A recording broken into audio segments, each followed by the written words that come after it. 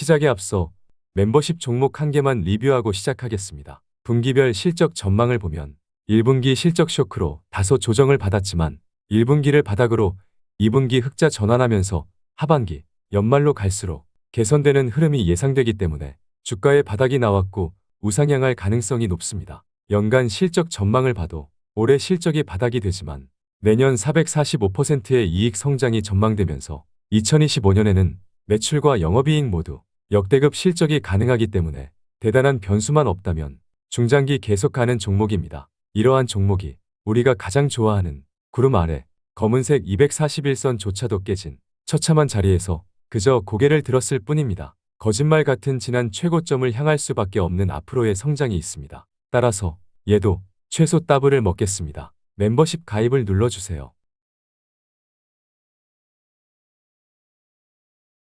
안녕하세요. 김떡상입니다. 오늘은 개인 투자자들이 가장 힘들어하고 궁금해하는 네카오 영상입니다. 미리 말하지만 인기를 위해서 달콤한 얘기를 하려고 노력하기보다는 위로를 위해 희망 회로를 돌리기보다는 오늘 살펴보면서 귀에 들리는 대로 눈에 보이는 대로 그대로 여과 없이 냉정한 의견을 전할 생각입니다. 일단 중요한 뉴스가 있어서 데이터를 기반으로 한 요즘 분위기를 살펴보고요. 이어서 차트 분석을 하는 것으로 하겠습니다. 그럼 빠르게 시작할까요? 시작에 앞서 네이버 카카오 투자자라면 구독 취소만 안 해주셔도 감사랑 하고요. 처음 오신 분들은 구독만 눌러주셔도 감사랑 하겠습니다. 출발!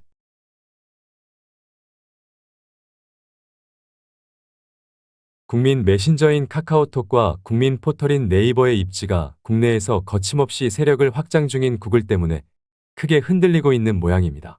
그래서 오늘은 이 내용을 같이 살펴보고 시작해야 할 것 같네요. 지난달 카톡의 월간 실사용자 수는 4,145만 8,675명으로 부동의 1위를 유지했지만 2위인 유튜브와의 격차가 50만 7,487명까지 좁혀진 것으로 파악되고 있습니다. 추세만 보면 조만간 유튜브의 월간 실사용자 지표에서 1위를 내주는 것은 그저 시간의 문제로 보이네요. 따라서 별로죠?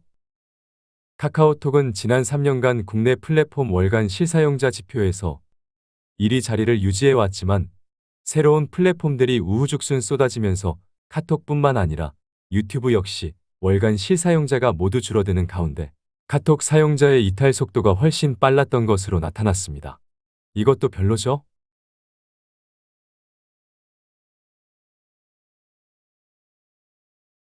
지난달인 5월 기준으로 2020년에는 카톡과 유튜브의 월간 실사용자의 격차는 대충 300만 명이었지만 줄곧 격차가 줄어들더니 이번에 50만여 명까지 줄어들며 최소 격차를 기록하게 되었습니다. 뿐만 아니라 월간으로도 지난해 12월에 대충 144만 명의 월간 실사용자 격차가 매달 줄어드는 추세를 이어오고 있습니다. 미안하지만 좋은 얘기가 안 나옵니다. 뿐만 아니라 월간 실사용자가 아닌 월간 총사용 시간으로 보면 카톡은 이미 유튜브의 상대가 되지 않습니다. 지난 5월 기준 유튜브 월간 총사용 시간은 카톡보다 3배 가까이 많은 것으로 파악되고 있어 상대가 안 되는 겁니다. 뿐만 아니라 유튜브는 국내 최대 음원 플랫폼인 카카오의 멜론을 빠르게 추격하고 있는데요. 2020년 5월 멜론의 국내 점유율은 31.6%로 1위를 차지하고 유튜브는 15.9%로 3위를 차지하며 카카오 멜론의 점유율이 유튜브의 2배를 기록했었지만 지난달 점유율을 보면 멜론이 29.1% 점유율로 1위를 차지하긴 했지만 점유율 2위의 유튜브가 24.3% 점유율까지 성장하며 역대 최소 점유율 격차인 4.8%까지 좁혔으니 음원 시장까지 따라잡힐 모양입니다. 이는 젊은 세대를 중심으로 영상과 이미지 등 시각 정보가 풍부한 플랫폼을 선호하는 방식으로 소비 행태가 급속히 변화한 결과로 풀이되고 있습니다. 따라서 시간이 지날수록 유튜브에게 유리할 수밖에 없을 것 같네요.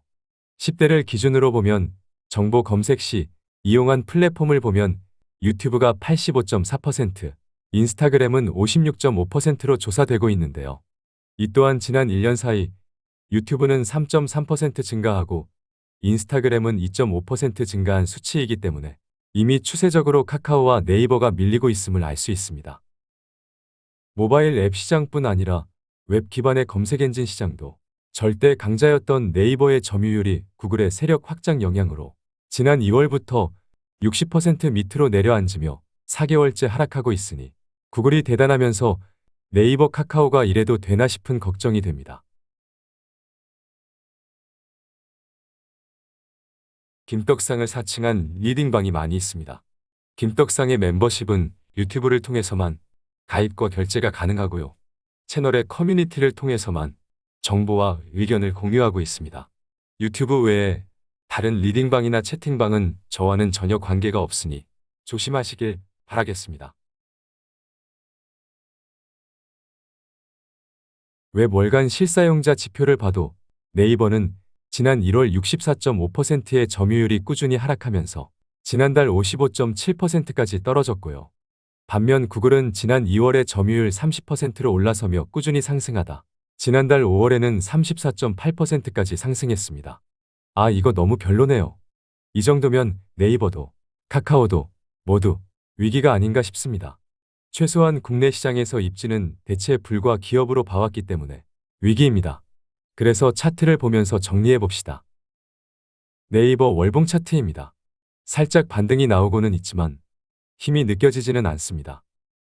그래서 주봉 차트를 보면 손절을 할 것만 같던 검은색 개인이 대단하죠?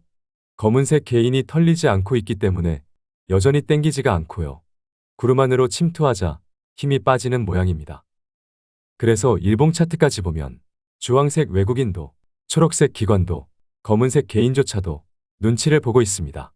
잘해야 핑크색 지지라인을 타는 아주 완만한 우상향을 예상하기 때문에 카카오까지 보고 최종 정리를 해보겠습니다.